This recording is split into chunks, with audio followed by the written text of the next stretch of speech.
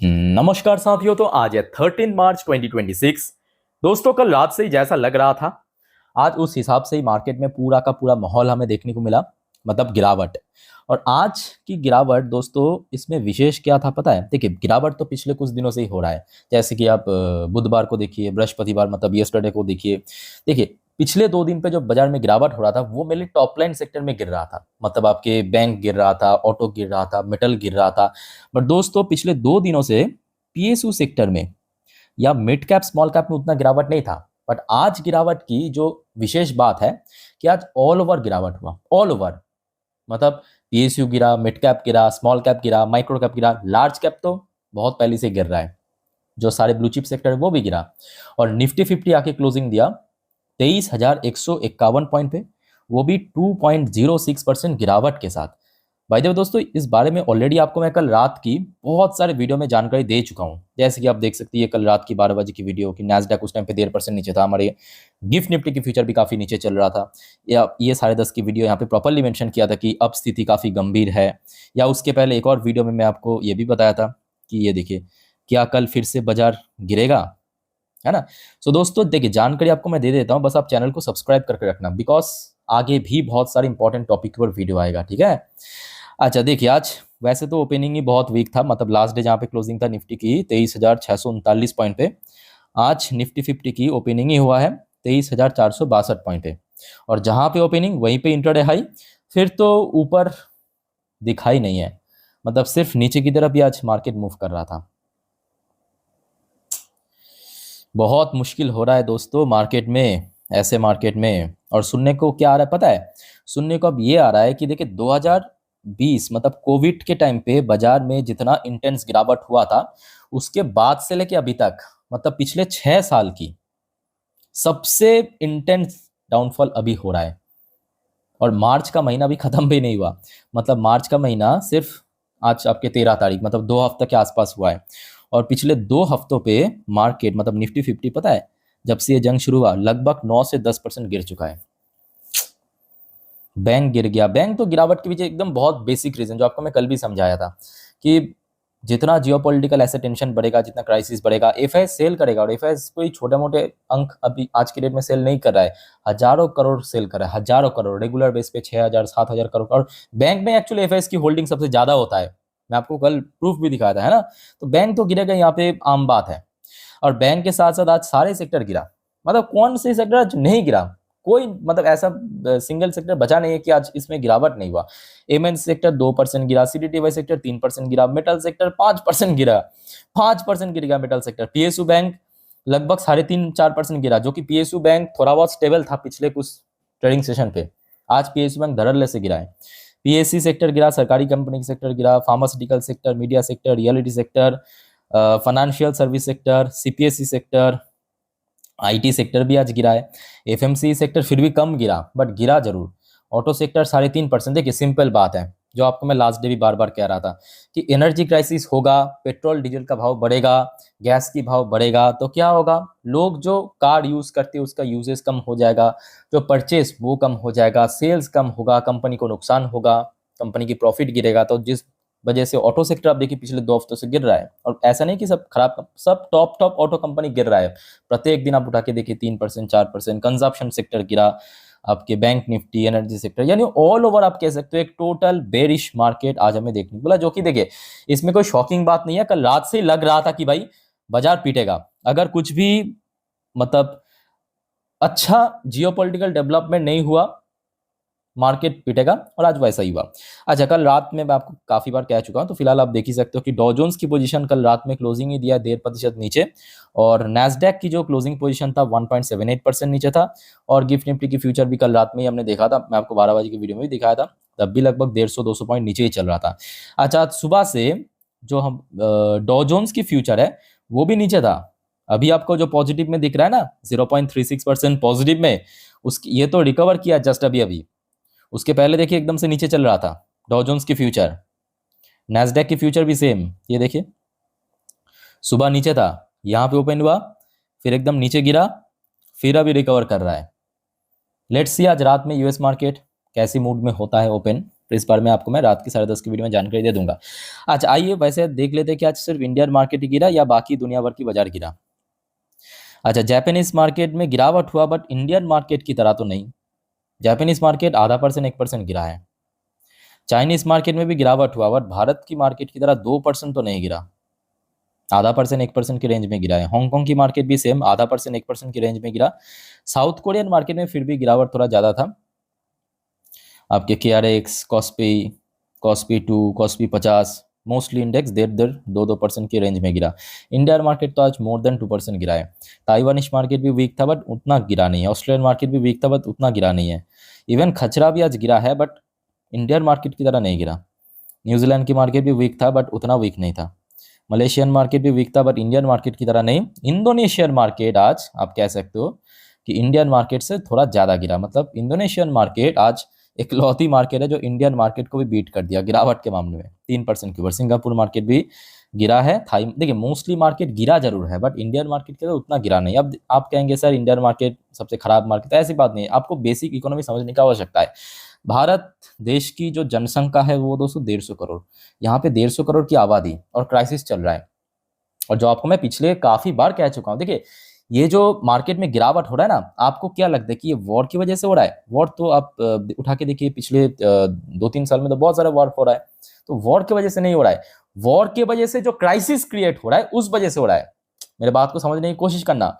War तो आपके पिछले 4 साल से यूक्रेन रशिया के बीच हो रहा है, क्या उस वजह से गिर रहा है मार्केट? नहीं गिर रहा है। तो वॉर की वजह से नहीं गिर रहा है, वॉर के वजह से जो क्राइसिस क्रिएट हो रहा है उस वजह से गिर रहा है। और एनर्जी क्राइसिस से बड़ा क्राइसिस दोस्तों क्या हो सकता है? और जो आपको मैं पिछले कुछ टाइम से भी कह रहा था कि देखिए मतलब ये जंग अगर अगले 2-3 हफ्ता कंटिन्यू हो गया ना, ठीक है, तो सरकार को मजबूरन पेट्रोल डीजल की प्राइस भी बढ़ाना पड़ेगा। और अभी जो क्राइसिस हो रहा है गैस की प्राइस बढ़ाने से, ये तो छोटा मोटा क्राइसिस है। एक बार पेट्रोल डीजल की भाव बढ़ा दिया फिर जो क्राइसिस आएगा मतलब उसका कोई मैच ही नहीं है। सीधा सीधा इकोनॉमी में इंपैक्ट पड़ेगा। और जितना यहाँ पे इकोनॉमी वीक होगा आपके FIS की और सेल ऑफ होगा मार्केट में।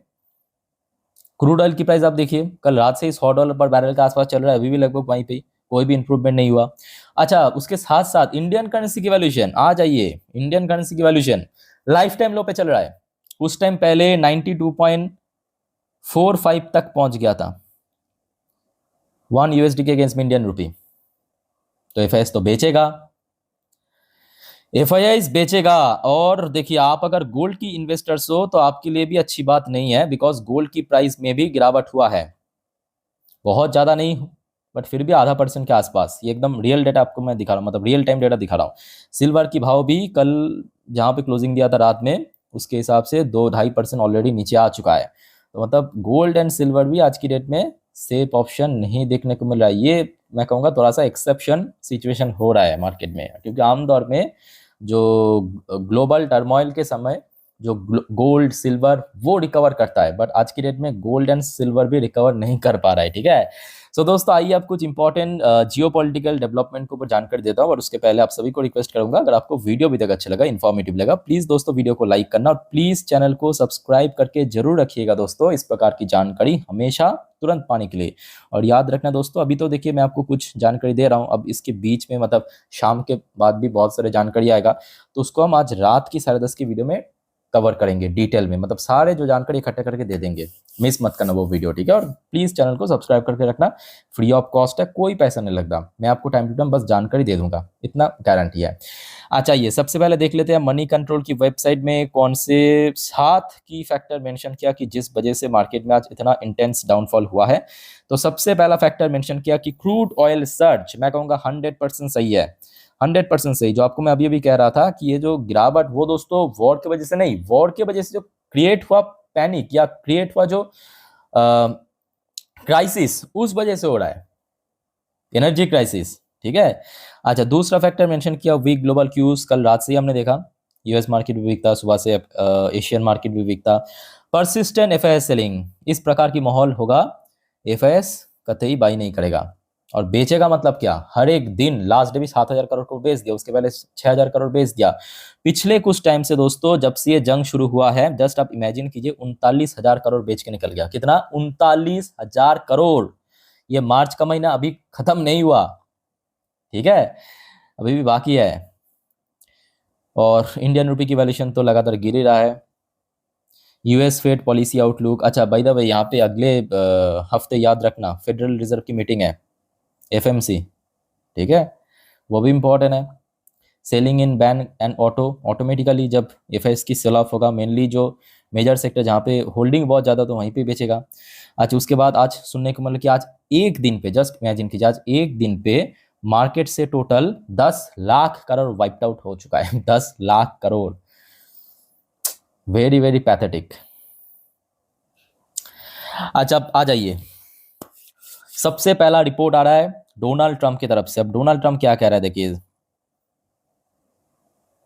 US president Donald Trump told leader of the group of 7 मतलब G7 in a virtual meeting on Wednesday, मतलब कल रात को या आज सुबह पब्लिश हुआ, that Iran is about to surrender. अब डोनाल्ड ट्रंप कह रहा है कि Iran is about to surrender, but ये डोनाल्ड ट्रंप का कहना है, बट ये रियलिटी नहीं है मेरे हिसाब से। आप लोग क्या सोचते हो दोस्तों इस बारे में, प्लीज कमेंट करके बताइए। According to 3 official from G7 countries briefed on the call, Axios report, Axios मतलब जो मीडिया है इसको कवर किया, ठीक है। तो डोनाल्ड ट्रंप का कहना है कि ईरान जल्दी सरेंडर करेगा, बट आई डोंट थिंक। अच्छा उसके बाद देखिए एक और स्टेटमेंट आया है ट्रंप की तरफ से। Trump privately express confidence about the outcome of the war even as the situation on the ground remain more complex the report. देखिए कॉम्प्लेक्स तो है और ये एकदम 100% सच है, आज की डेट में जो सिचुएशन है वो कॉम्प्लेक्स तो है। अच्छा उसके बाद देखिए डोनाल्ड ट्रंप ने क्या कहा, Trump also highlighted that the result of the he described as operation epic fury, operation epic fury. दोस्तों यहाँ पे मैं कुछ आपको कहना चाहता हूँ, देखिए ये जंग हो रहा है, मेरे बात को ध्यान से सुनना, यूएस, ईरान और यूएस के पक्ष में इजराइल, ठीक है। अब यहाँ पे इजराइल और यूएस की जो मेन मोटिव क्या था, ध्यान से मेरे बात को सुनना, जो ईरान की सुप्रीम लीडर था आयतोल्ला अली खेमेनी, उनको मारना। अब नोट करना ये जंग जब शुरू हुआ था डे 1 पे ही अपना जो मिशन है वो सक्सेस हो चुका है।